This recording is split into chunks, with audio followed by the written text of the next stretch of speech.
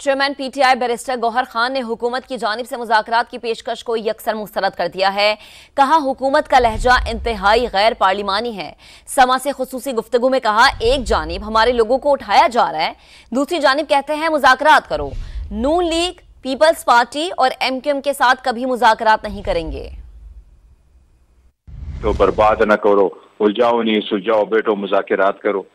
ये बिल्कुल गैर पार्लिमानी तर्ज अमल है। इलेक्टेड होते तो इनका ऐसा रवैया ना होता।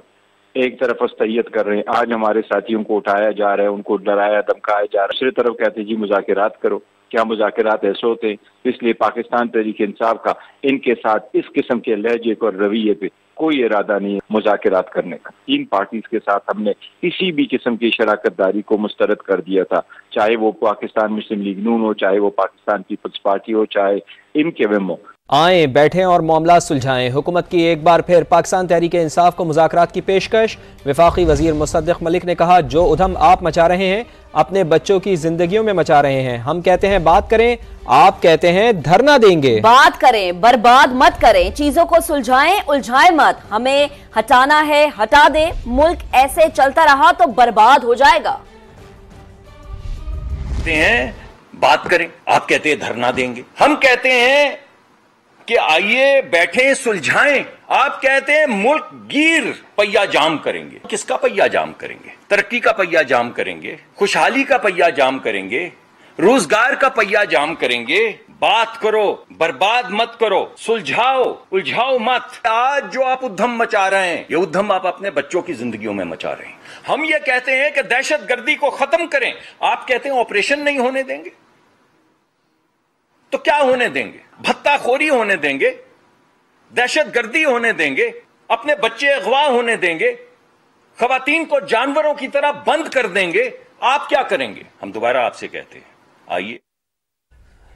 इसी बार बात करते हैं सीनियर सहाफ़ी और तज़कियाकार नदीम मलिक साहब हमारे साथ मौजूद हैं। नदीम साहब शुक्रिया आपके वक्त के लिए।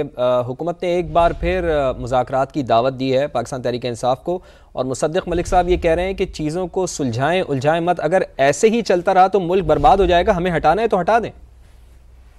देखिए मुल्क तो बर्बाद हो रहा है पिछले चंद साल से, और डॉक्टर मुसद्दिक साहब की प्रेस कॉन्फ्रेंस जो है, मुझे तो मीडिया ऑप्टिक्स से ज्यादा इसमें कोई संजीदगी नजर नहीं आती, क्योंकि संजीदगी के लिए तरीकाकार मुख्तलिफ होगा। उसका तरीकाकार तो ये होगा कि शायद इसहाक डार साहब अप्रोच करेंगे पाकिस्तान तहरीक इंसाफ के शाह महमूद कुरैशी को या दीगर चंद एक सीनियर लोगों को, और वो फिर सिलसिला आगे चल सकता है। अभी मुझे नहीं लगता कि लोग संजीदा है, लेकिन एक पैनिक यकीनन मौजूद है, और कुछ ऐसी नई सफबंदी की भी कोशिश हो रही है जिसको हम अभी पूरे तरीके से समझने से कासिर हैं।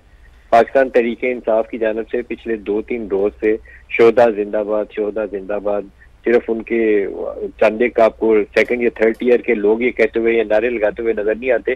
शहरियार अफरीदी नारे लगवा रहे हैं, शोहदा जिंदाबाद, पाकिस्तान जिंदाबाद। फिर आपने देखा अली मीन गंडापुर ने जलसे के अंदर कहा कि शोहदा के ऊपर कोई बात करता है तो उन्हें बहुत तकलीफ होती है। तो साथ उमर अयूब ने एक बयान जारी कर दिया कि ये हुकूमत वालों की ख्वाहिश है कि हमारी फौज से लड़ाई हो जाए, तो हम भी नहीं होने देंगे और जनरल आसिम मुनीर भी नहीं होने देंगे। तो ये एक नई पोस्टरिंग है जो पाकिस्तान तहरीक इंसाफ के लोग कर रहे हैं, और कहीं मैसेज भिजवाने की कोशिश कर रहे हैं या कहीं जलती हुई आग पे पानी डालने की कोशिश कर रहे हैं। उससे पैनिक नजर आता है मुझे हुकूमत में, क्योंकि हुकूमत के 2-3 इश्यूज जो है वो काफी टेढ़े इस वक्त फंसे हुए हैं। एक रिजर्व सीट्स वाली जजमेंट है जहां इलेक्शन कमीशन ने 39 मेंबर्स की नोटिफिकेशन कर दी है, और पीटीआई अब एक पार्लियामेंट्री पार्टी के तौर पर वजूद में आ चुकी है। 41 मेंबर्स के ऊपर उन्होंने सुप्रीम कोर्ट को खत लिख के सिर्फ टाइम बाय किया है। Ultimately they have to notify those 41 members as well, क्योंकि सुप्रीम कोर्ट का फैसला बड़ा वाज़ेह है, उसमें भाम नहीं है। सिर्फ इलेक्शन कमीशन ने एक ताखीरी हरबा इख्तियार किया, उसका फायदा नहीं होगा। दूसरा, हुकूमत के लिए एक लटकती हुई तलवार वो फॉर्म 45 और 47 वाले इशूज हैं जो ट्रिब्यूनल के सामने है। 3 सीटें इस्लामाबाद वाली और उधर लाहौर वाली, जहां पर दोनों तरफ इस्लामाबाद हाई कोर्ट भी बड़ी टफ पोजीशन ले रही है, और लाहौर हाई कोर्ट से भी अभी तक के तो इंडिकेशन यही है कि वहां पे भी ये मामला बिगड़ सकता है।